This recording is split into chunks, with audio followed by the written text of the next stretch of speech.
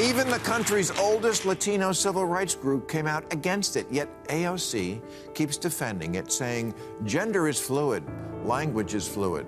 Yes, and Latino voters are fluid.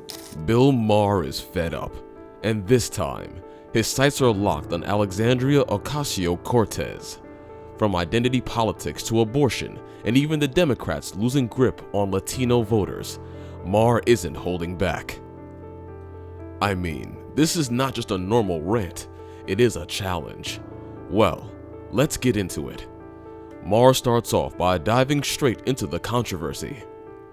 Every month I see a new poll reporting how much Latinos despise the woke term Latinx. It's about as popular with them as a reboot of Speedy Gonzales. Even the country's oldest Latino civil rights group came out against it, yet AOC saying gender is fluid, language is fluid. Yes, and Latino voters are fluid. And just like that, Maher set the tone. He isn't just poking fun, he's pointing out a real political blind spot. He is wondering, why does Alexandria Ocasio-Cortez keep clinging to a label that the very community it's meant to help has already rejected?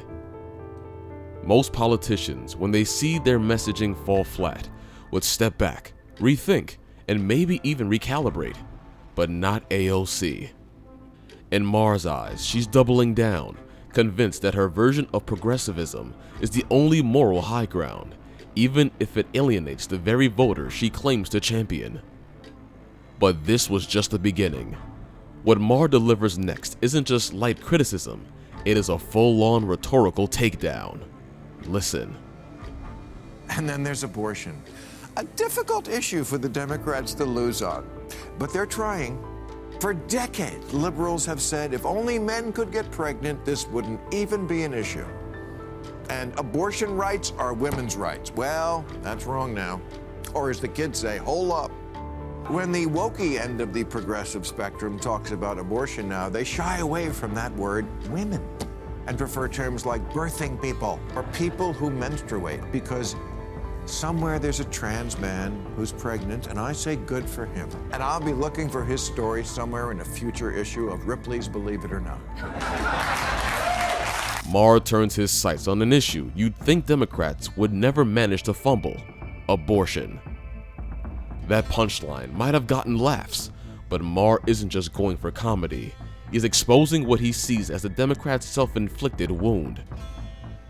By avoiding the word women altogether, progressiveness handed their critics a golden opportunity.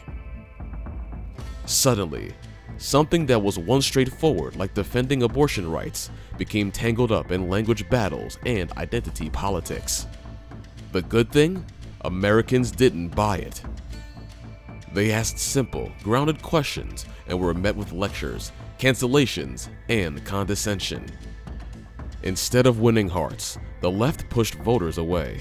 And according to Maher, it isn't just a loss at the ballot box, it is a loss of trust, the kind that's much harder to recover. That being not enough, Maher goes on to point to a political shocker that should have set off alarm bells in Democratic circles. Last week, an 85% Latino congressional district on the border with Mexico, which had always voted heavily Democratic, and the campaign manager for the losing Democrat said, "We gave up a reliably Democratic congressional seat for no reason at all. We deserve to know why, aside from your terrible attitude." I'm going to tell you why. Because these voters stopped seeing your candidate as their lawyer. Now, I know some of you are wondering what Maher means by lawyer. Well, don't get lost. Let me explain. Voters expect their representatives to fight for them, to be their defender, their advocate, their lawyer in Washington. But here's the sting. According to Maher, progressives like AOC forgot that part of the job. Instead of standing shoulder to shoulder with the people who elected them, they've been standing above them.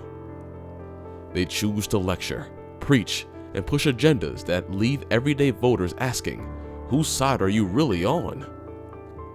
And the irony of it all, AOC brands herself as the voice of the underdog, the defender of the people. But in Maher's telling, in the court of public opinion, she is not the lawyer. She's the one sitting at the defendant's table. To further drive his point home, Maher pulls an example of Bernie Sanders' 2020 campaign. When he ran in 2020, Bernie Sanders said he would legalize marijuana on his first day as president, that the business of selling pot would be awarded first to those who suffered most from the drug war. I can't argue with that instinct. The drug war has been a horrendous instrument of prejudice and punishment for racial minorities, that they jumped the line for weed franchises the way Indians did for casinos. Maher doesn't stop here. He goes on to point out what the Democrats need to do to win back voters.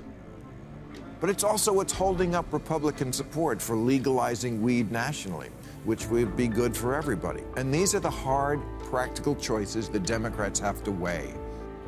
Or reach out to the gettable white voter who says, you know what, I'd like a shot at getting in the pot business. But to do that, our entire audience. But to do that, I'm going to need a good lawyer who fights for me. And then there's abortion. A difficult issue for the Democrats to lose on, but they're trying. That last line hit like a hammer, because Maher isn't just talking about weed, he's talking about strategy, about survival. Oh, Democrats, let's take the first word a human animal understands, mama, and replace it with something best understood by 4 Trotskyites at Berkeley. As with all these issues, the wavering voter is saying to her lawyer, the Democratic Party, hey, so happy for you that you have so many other clients. His point is simple. Democrats cannot afford to only look backward, trying to correct every past injustice with policy after policy. At some point, they've got to look forward and figure out how to win back the voters who feel abandoned. And that requires something progressives have been allergic to lately: listening. Not lecturing, not tweeting buzzwords, not guessing people's struggles from behind polished podiums in DC.